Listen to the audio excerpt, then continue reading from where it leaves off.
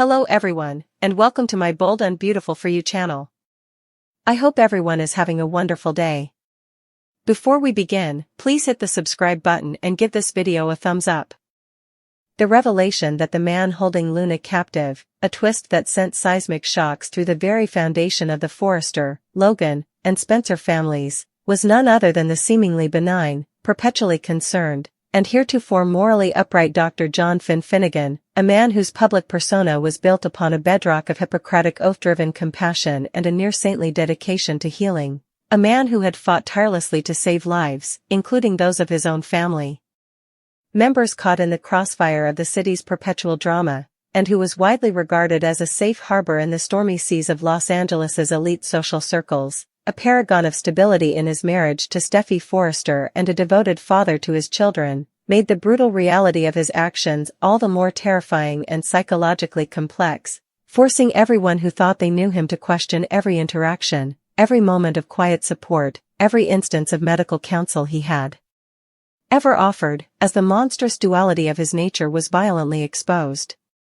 This was not a kidnapping born of a momentary lapse in judgment or a fit of passionate rage, as might be expected from a figure like Sheila Carter, whose capacity for chaos was a known and almost predictable quantity, but rather a coldly calculated, meticulously planned, and deeply personal act of psychological warfare orchestrated from a place of such profound and hidden pathology that it rewrote the entire understanding of Finn's character, revealing that the man who stitched wounds and delivered babies was merely a carefully constructed facade masking a tormented soul grappling with a legacy of violence and abandonment he had desperately tried to suppress.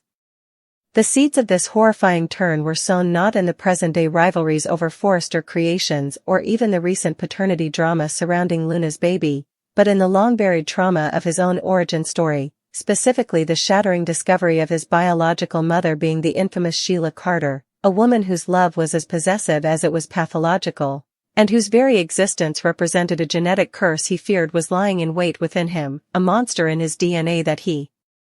had spent his entire adult life running from, only to realize, in a moment of catastrophic self-fulfilling prophecy, that he could not outrun his own blood.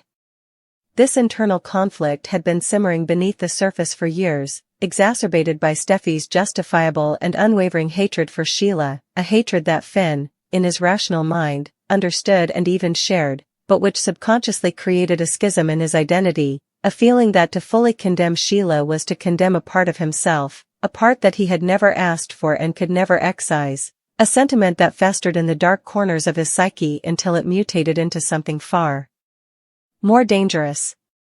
The catalyst for this explosive breakdown was the escalating situation with Luna, not because Finn held any particular animus toward the young woman herself, whom he barely knew, but because her existence and the chaos surrounding her pregnancy became a twisted symbol in his mind of the innocent lives forever scarred by the secrets and lies of their parents, a mirror reflecting his own damaged childhood back at him, and when combined with the recent, intense pressures in his marriage, Steffi's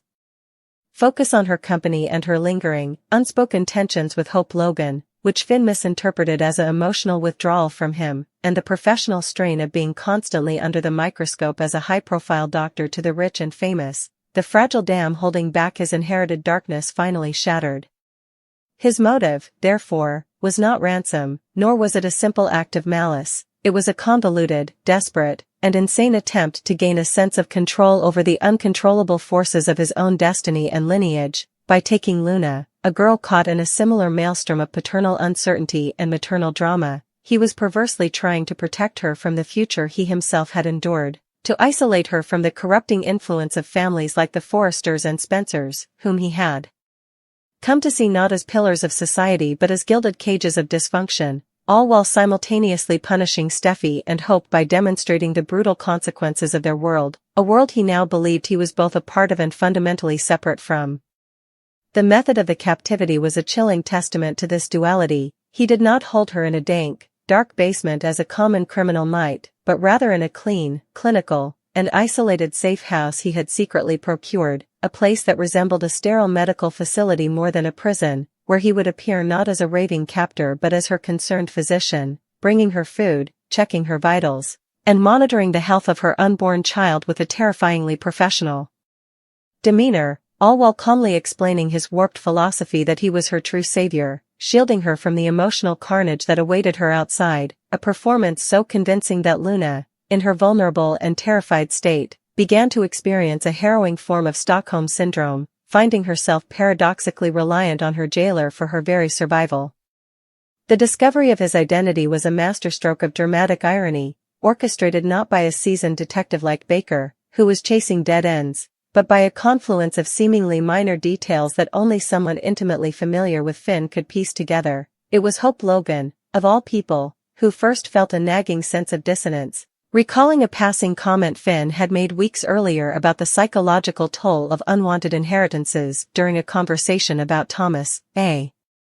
comment that seemed profound at the time but now felt ominously specific, and this memory, coupled with Ridge Forrester's observation that Finn had been unusually absent from the hospital during key moments of the search, citing conferences and research that Ridge, with his vast network, quickly found to be fabrications, prompted a desperate Steffi to confront her husband in a private, gut-wrenching scene where his carefully maintained composure finally cracked, revealing not the monster she feared, but a broken, weeping man who confessed to everything not with pride, but with a horrifying clarity that he had lost his way, that the good doctor was gone, and that the son of Sheila Carter had finally taken over. A confession that left Steffi not just betrayed, but utterly devastated, her safe haven revealed to be the eye of the storm.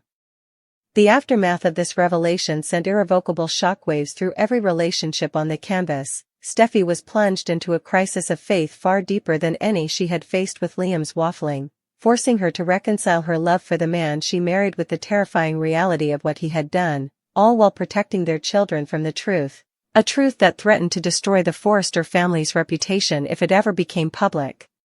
For Hope, it reinforced her deepest fears about the corrosive nature of the world she lived in, while also creating a bizarre and uncomfortable empathy for Luna, who was now a victim of a different kind of Logan woman scandal, one not of passion but of predation. Brooke Logan's worldview, built on the power of love and forgiveness, was fundamentally challenged, as she struggled to find any justification for Finn's actions, while Ridge's inherent distrust of anyone outside the family core felt violently vindicated, leading to a furious and potentially violent confrontation with the man who had harmed one of their own. Most tragically, it forced Lee Finnegan to confront her own role in the story, to question whether her fierce protection of Finn from the truth about Sheila for all those years had, in fact, created the pressure cooker that ultimately led to this explosion, and whether her love had been a shelter or a catalyst. And for Luna, the physical liberation from her captivity was only the beginning of a much longer and more arduous journey towards psychological recovery, as she now had to grapple with the trauma of being held by a man she had trusted, a healer who became her jailer, and the terrifying knowledge that the most profound dangers can often wear the kindest and most familiar of faces, a lesson that would forever color her perception of the world and the people in it, leaving an indelible scar on the legacy of the Forrester family and proving that on the bold and beautiful landscape of Los Angeles, the most shocking secrets are not those buried in the past, but those hidden in plain sight, festering behind the eyes of those we love and trust the most. The stunning and deeply unsettling revelation that Dr. John Finn Finnegan was the architect of Luna's captivity sent not just ripples, but tidal waves of disbelief, horror, and profound psychological reassessment crashing through the lives of everyone connected to him, forcing a painful and meticulous re-examination of every memory, every conversation, every gesture of kindness he had ever offered, as the pristine image of the heroic healer, the steadfast husband, the doting father, was irrevocably shattered, revealing a fractured and profoundly troubled soul beneath the white coat, a man so consumed by the silent, gnawing terror of his own genetic inheritance from the monstrous Sheila Carter that he ultimately manifested the very darkness he sought to suppress in a tragically self-fulfilling prophecy of epic proportions.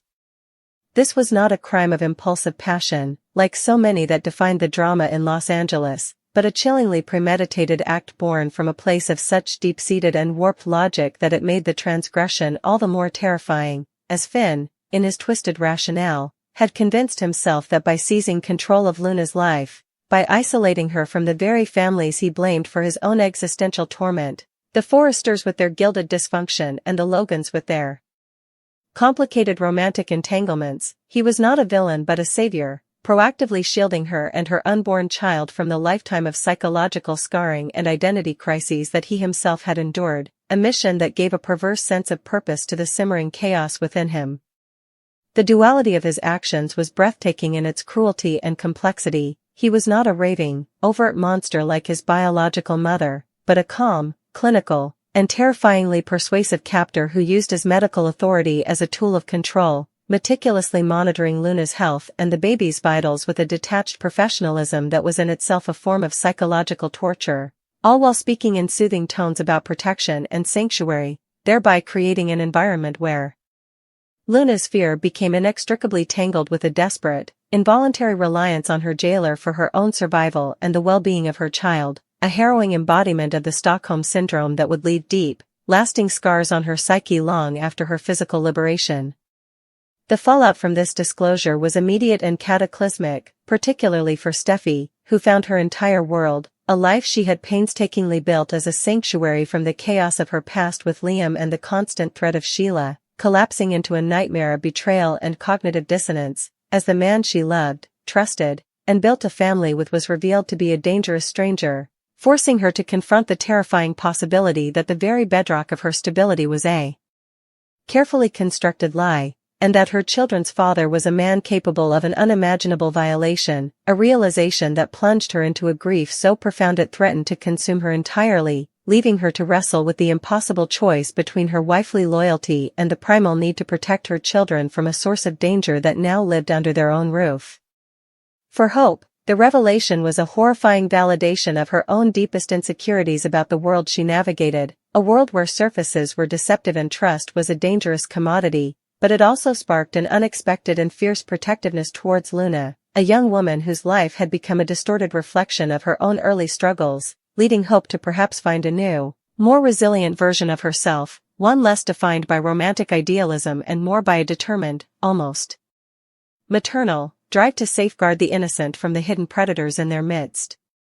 Ridge Forrester's reaction was one of volcanic, uncontainable fury, his long-standing, instinctual distrust of outsiders violently vindicated, transforming his previous, somewhat grudging acceptance of Finn into a raging conviction that he had allowed a wolf in sheep's clothing into his family's most intimate circle, a failure he would forever hold against himself and for which he would seek a tangible, and likely brutal, reckoning, setting the stage for a confrontation that could have devastating consequences for all involved. Brooke Logan's core belief in the redemptive power of love was shaken to its foundation, as she struggled to find any thread of forgiveness or understanding for Finn's actions, seeing in them a pure, unadulterated evil that could not be explained away by trauma or a difficult past, while Katie Logan saw a tragic cautionary tale about the dangers of repressed emotions and the importance of confronting one's demons before they consume you entirely. Meanwhile, the impact on Leigh Finnegan was perhaps the most tragically poignant of all, as the woman who had chosen to be Finn's mother, who had fought so fiercely to give him a normal, stable life and to shield him from the toxic truth of his biological origins, was now forced to confront the horrifying possibility that her protection had been a form of confinement, that by bottling up the truth about Sheila, she had inadvertently created a pressure cooker of genetic anxiety that, once the lid was blown, exploded with a force more destructive than anyone could have possibly imagined, leaving her to grapple with a guilt that was as profound as her heartbreak. And for Luna herself, the road to recovery would be long and fraught with triggers, as the memory of her captivity at the hands of a trusted healer would forever color her interactions with the world, instilling in her a pervasive fear of authority figures and a deep-seated anxiety about the true intentions of those who appear to be kind, a fundamental breach of trust that would challenge her relationship with RJ and her ability to ever feel truly safe within the opulent, yet often perilous walls of the Forrester mansion. This storyline, therefore, transcends a simple kidnapping plot. It becomes a devastating exploration of nature versus nurture, the haunting power of inherited trauma, and the terrifying truth that the most profound evil is not always the one that snarls and threatens in the open, but sometimes the one that wears the compassionate face of a healer, hiding in plain sight until the moment it chooses to reveal its true, monstrous self, forever altering the landscape of the bold and the beautiful, and proving that the most dangerous secrets are not the ones we keep from each other, but the ones we keep from ourselves. The psychological unraveling of Finn did not culminate in a single, explosive confession to Steffi but rather began a new, even more harrowing chapter of sustained horror, as his breakdown, once the carefully constructed dam had burst, proved to be not a momentary shattering but a progressive collapse, where the man they knew receded further each day, replaced by a chillingly articulate and defiant version of himself who now fully embraced the Sheila within, not as a curse but as a liberation. Arguing with a terrifying, cold lucidity that his actions were the only logical conclusion to a lifetime of being gaslit by the Forrester family's pompous self-regard and the Logan family's sentimental hypocrisy, forcing his captors, for now, he was the one who had captured their sense of security and moral superiority, to sit in the courtroom of his mind and listen to his manifesto. This new, unhinged Finn did not cower or express remorse when confronted by Ridge's thunderous fury. Instead, he met it with a calm, almost pitying gaze, explaining that Ridge's violence was merely the predictable response of a man who could only control his world through intimidation and wealth, a hollow man whose own paternal legacy was a minefield of abandonment and favoritism, and that his, Finn's, actions, by contrast, were born of a genuine, if severe, desire to break a generational cycle. A statement that so unnerved Ridge with its kernel of painful truth that it momentarily paralyzed him, his rage turning inward into a confused and impotent shame.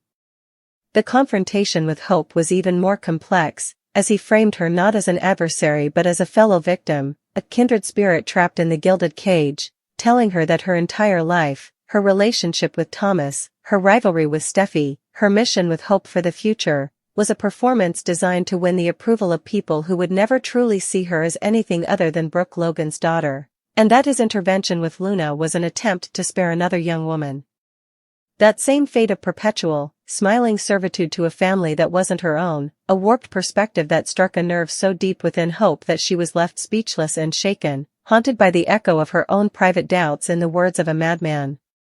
The most devastating transformation, however, was reserved for his interactions with Steffi, as the man who once looked at her with unwavering devotion now regarded her with a mixture of clinical disappointment and possessive entitlement, telling her that her rejection of his biological mother was, in fact, a rejection of the most fundamental part of him, and that her flight to Europe with the children after Sheila's death was the ultimate betrayal, the catalyst that proved she would always prioritize the Forrester name over their sacred marital bond, and that by taking Luna, he was finally forcing Steffi to see him, the real him, the son of Sheila Carter, and to make a choice, to accept all of him, darkness and all, or to admit that her love was as conditional as he had always feared. This twisted courtship became the new core of the nightmare, as Finn, now removed from the family home and under a cloud of suspicion but not yet in police custody due to a lack of physical evidence and Luna's own confused testimony, began a campaign of psychological warfare against Steffi, showing up at the Cliff House unannounced with a chilling calmness to check on his children, leaving cryptic gifts that referenced their past happy moments but with a sinister twist, and sending long, meticulously typed emails that detailed his philosophy, weaving together memories of their love with accusations of her complicity in his fragmentation, a campaign that systematically isolated Steffi, making her doubt her own perception of reality and fear for the safety of Kelly and Hayes in a way she never had before, even at the height of Sheila's threats. Simultaneously, the legal and social ramifications began to spiral. Bill Spencer, sensing an opportunity to eviscerate the Forrester family's reputation and perhaps win back Steffi as a damsel in distress, inserted himself with characteristic brutality, using the power of Spencer Publications to run thinly veiled stories about the monster in the mansion and the Forrester Doctor of Death, while privately threatening Finn with consequences far beyond the reach of the law if he ever came near Steffi again, a threat that only seemed to amuse Finn, who saw Bill as another specimen of the toxic masculinity that polluted their world. Brooke and Katie found themselves in the unfamiliar position of being Steffi's most fierce protectors, with Brooke moving into the Cliff House to form a fortress of maternal solidarity, her own history with mental health crises and manipulation giving her a unique, hard-won perspective on the insidious nature of Finn's breakdown, while Katie used her journalistic instincts to quietly dig into Finn's past, searching for any previous, overlooked incidents or patients who might have complained about his behavior, hoping to build a case that could definitively put him away. The person most trapped in this hellish limbo, however, was Luna, whose liberation was a physical reality but a psychological mirage, as she found herself vacillating between a seething hatred for Finn and a terrifying, residual gratitude for the way he had, in his warped way, ensured her and the baby's physical health, her mind constantly replaying his calm, rational-sounding justifications until she could no longer distinguish her own thoughts from his insidious programming, a confusion that manifested in panic attacks during prenatal appointments and a deep reluctance to let RJ out of her sight, fearing that the world itself was now a larger version of that sterile safe house, full of hidden dangers disguised as care.